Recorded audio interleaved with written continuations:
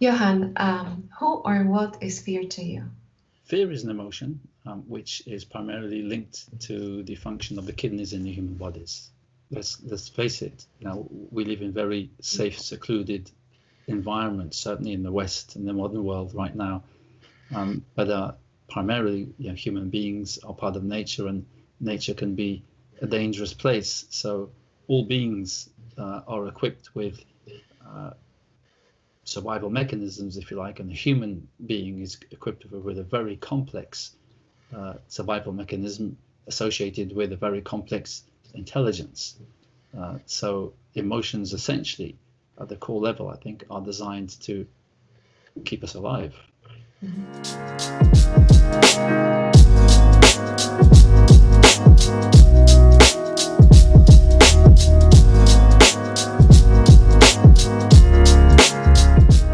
I say we perceive things according to our capacity. And if our capacity is low, a capacity for understanding the true nature of things, that is, if it's low, then we will not understand the true nature of things, and small things become big things. Your average human being in today's modern society has gone through a particular set of education, upbringing, conditioning, and this conditioning is very much focused on a modern world and on achieving things, on doing things, on having things. So we go to school to learn stuff, to get a job, to make money, to live, essentially. I'm oversimplifying things. But we don't really learn to use our mind very well. We survive very well and we do very well, but nevertheless, we're probably underutilizing the full capacity of our mind, and we are causing problems for ourselves, which for many people will show up as fear. Fear is the result, is the product of something.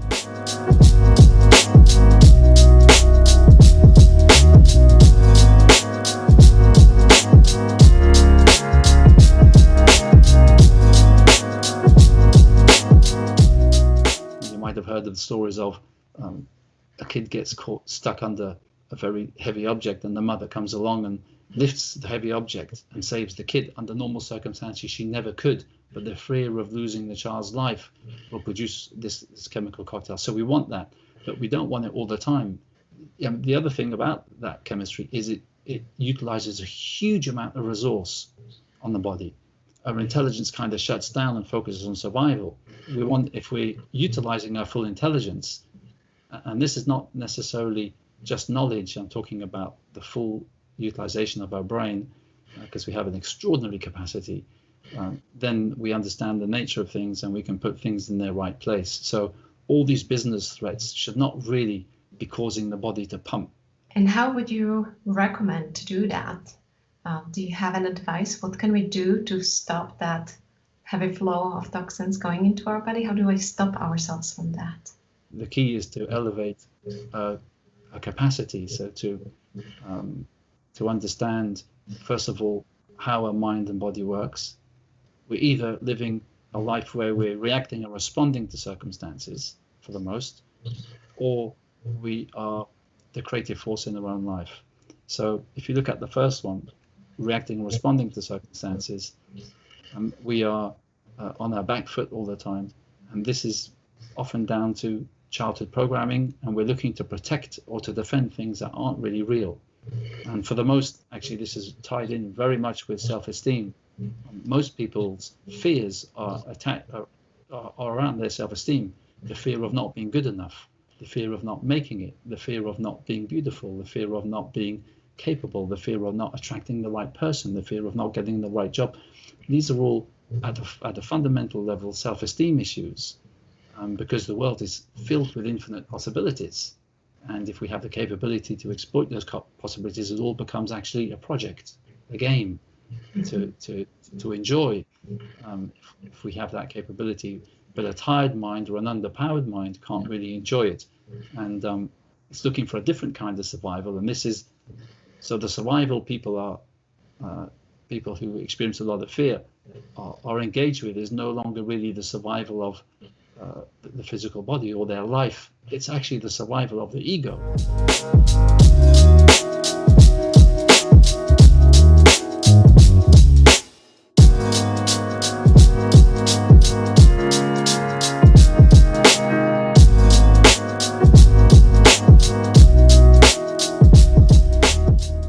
And so if we can elevate ourselves from the grips of the ego and start to live our full potential, so access, if you like, and express the greater aspect of ourselves, which is free from constraint. Ego basically is constraint. I mean, ego is formed where there's a complaint. It shouldn't be this way. It should be a different way, and I'm not good enough, or I can't make it.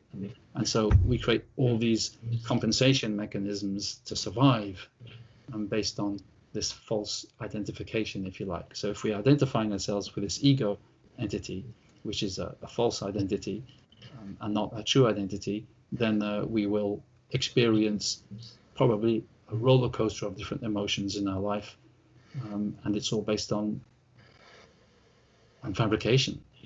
Being able to calm down one's mind, even in a very agitated environment, protects ourselves, because for most people, the agitation of their mind will be dependent on the agitation of the environment. So if the environment is very threatening and agitated, their mind becomes threatened and agitated. So if we can build a wall between those two, and actually it's not really a wall, it's more elevating ourselves, a bit like if you were in a balloon, one of those beautiful big balloons in a basket, in a balloon with the gas and the heat. If you're going over a forest and you start to run out of gas and the flame drops, you'll end up landing on the trees and get spiked. Yeah, you could die. Let's say they're very spiky trees. You'll be pierced. This I see is these emotions are always there. I mean, but if we can elevate above it, the fear is there, and there'll still be loads of fear in society, but it's no longer gripping us. Mm-hmm. We're above it. It sounds to me that that's really applicable also for business, right? Absolutely. Yeah, absolutely. I mean, someone with a calm, dynamic mind can understand the nature of issues in their business, the nature of opportunities in their business, and make better decisions. And again, people are reacting very intensely to perceived things, to things that might not be real, or things that are altered. So there's a lot of confusion. I mean, you look at the recent events in the States, for instance, and even here in the UK, they spilled over. I'm sure that at the root, people's initial concerns are wholesome, but how that then gets translated, and how that then is expressed in this very complex world can lead very quickly to destruction. So the key really is to elevate one's consciousness. And Einstein said you can't fix a problem from the same level of consciousness that created it. Now, the level of consciousness that created all these horrific events for all these groups of people for many hundreds of years now is a very low level of consciousness. And trying to fix that problem with a similarly low or only just very slightly elevated level of consciousness is not enough. We need a very high level of consciousness. And the human being is capable of beautiful things, extraordinarily positive, constructive things.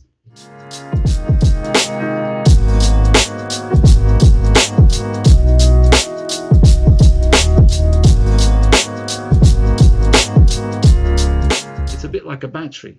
If the battery is low, then the phone starts to switch off functions to save the call coming in.